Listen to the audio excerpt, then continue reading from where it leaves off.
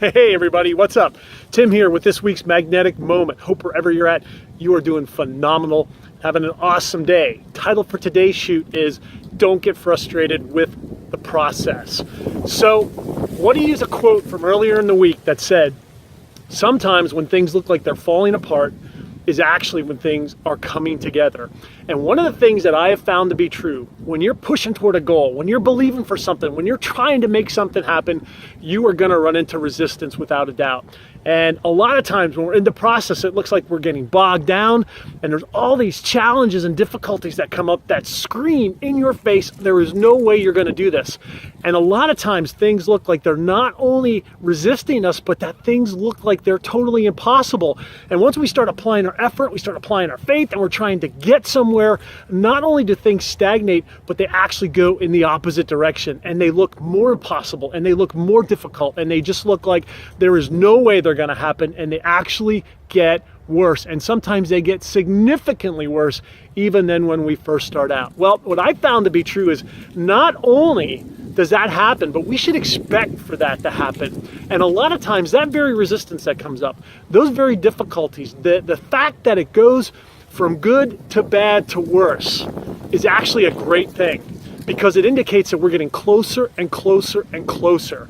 And actually we need things sometimes to get worse before they get better, because many times it's the faith that gets applied and the attention that gets applied and the ambition and the actions that we start to take that move things along and that actually start to push them toward resolution. But they need to go through a process. They need to go through an incubation, if you will, to get us to where we want to go. And many times it's the challenges and the difficulties that actually are the springboards that propel us to go to exactly where we want to go. And we're after that vision, we're after that goal, we're after that dream, we're after pursuing our destiny, and we start to apply those actions and we start to apply that faith, and sometimes we're praying and we're believing and we're moving towards it, and things go backwards.